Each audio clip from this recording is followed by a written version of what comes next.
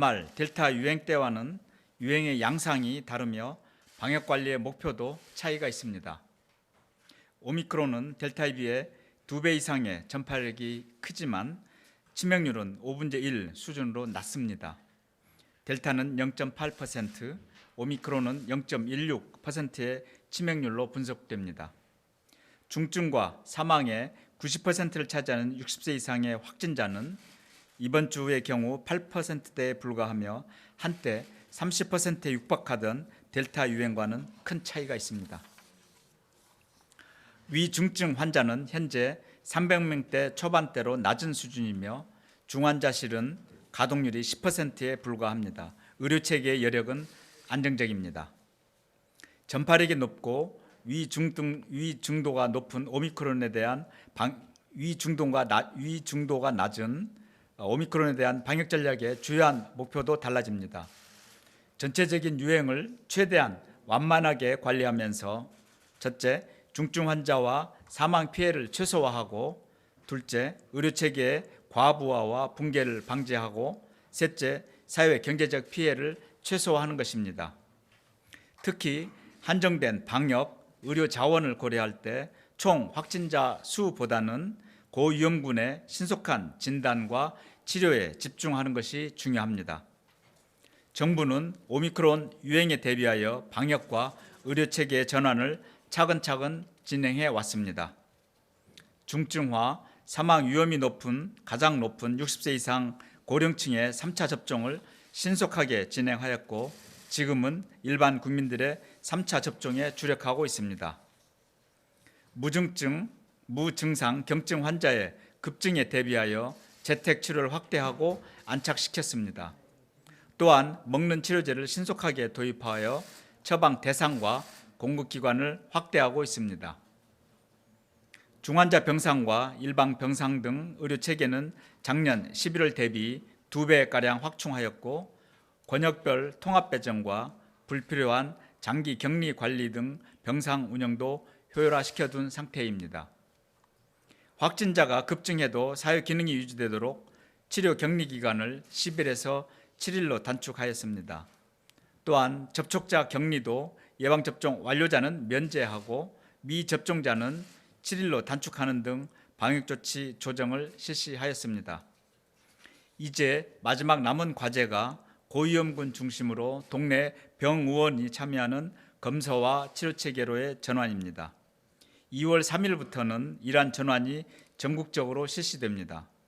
앞으로 검사는 고위험군에게 우선적으로 집중될 것입니다. 동네 병의원도 검사와 치료체계에 동참하게 됩니다. 2월 3일부터 보건소 선별진료소와 임시 선별검사소의 PCR 검사는 60세 이상 등 고위험군에 우선 적용됩니다. 이외에 국민들께서는 보건소를 방문하시면 자가검사 키트를 무상으로 제공받아 신속 항원검사를 먼저 실시하셔야 합니다. 검사 결과가 양성인 경우 PCR 검사를 받게 됩니다. 내일부터 2월 2일까지는 종전처럼 PCR 검사를 받으실 수 있으며 보건소 선별진료소에서는 자가검사 키트를 활용한 신속 항원검사도 제공합니다. 발열, 기침 등 증상이 있는 국민들께서는 지정된 동네 병의원에서 코로나 진단과 검사를 받으실 수도 있습니다. 동네 병의원을 방문하시면 기본적인 진찰을 하고 고위험군이 아닌 경우 전문가용 신속 항원검사를 먼저 실시합니다. 결과가 양성이면 PCR 검사까지 실시할 것입니다. 검사비는 무료이며 의원 기준으로 진찰료 5,000원이 부과됩니다. 이들 병의원에서는 진찰과 검사부터 이후 치료까지 가급적 한 기관이 모두를 담당하도록 할 계획입니다. 확진자에 대해 필요시 즉시 먹는 치료제를 처방하고 이후 재택 치료까지 실시하는 것입니다. 호흡기 전담 클리닉 431개소와 지정 병의원이 최대한 이런 형태로 운영되도록 할 계획입니다. 보다 많은 병의원의 참여를 위해 위험도가 낮은 일반 관리군의 모니터링을 1일 1회로 조정을 합니다. 또한 주치 개념으로 24시간 관리가 가능한 만큼 야간에는 자택에서 전화를 대기하는 방식으로 적용할 것입니다. 동네 병의원의 검사 치료책의 전환은 호흡기 전담 클리닉을 기본으로 포함되며 일반 병의원은 어제 1월 27일부터 신청을 받아 설 연휴 이후 시행할 수 있도록 준비할 것입니다. 의사협회 등 의료계와 긴밀하게 협의하고 있으며 최소 1,000개 이상의 병의원이 신속하게 참여하고 이후에도 계속 확대되도록 노력하겠습니다. 이용 가능한 병의원 목록은 건강보험심사평가원, 코로나19 그리고 보건소 등의 홈페이지나 각종 포털 사이트 등을 통해 확인할 수 있습니다. 병의원에서 감염을 방지하기 위해 철저한 사전 예약제와 공간 구분 등 이격거리 확보, KF94 이상 마스크 착용 등도 함께 실시합니다. 대기 공간이 분리되거나 오전, 오후로 나누어 진료를 하는 병의원도 있을 것입니다. 병의원 체계가 원활하고 안전하게 정착되도록 현장의 의견을 귀담아 들으며 시행 과정에서 개선이 필요한 사항은 신속하게 조치하도록 하겠습니다.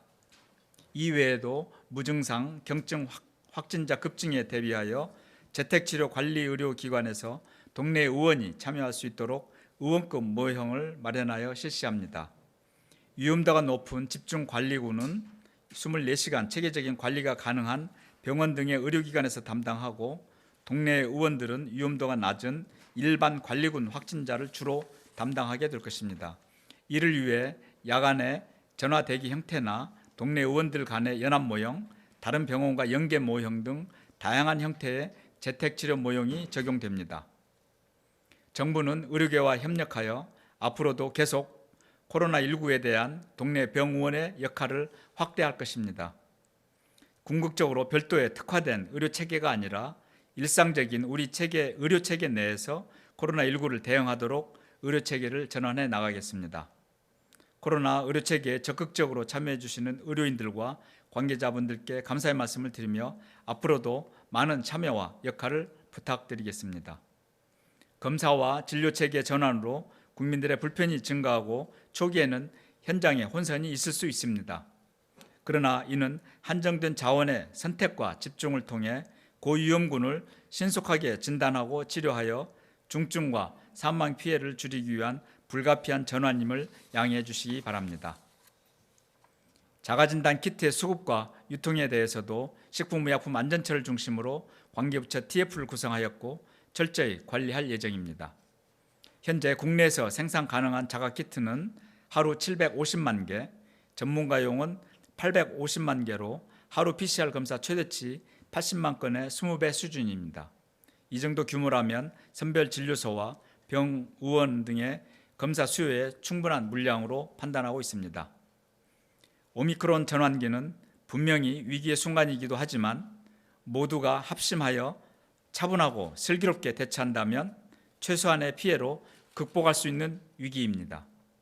정부는 모든 총력을 다해 방역과 의료체계 전환을 차질 없이 진행하고 국민들의 일상 회복이 다시 나아갈 수 있도록 최선을 다하겠습니다.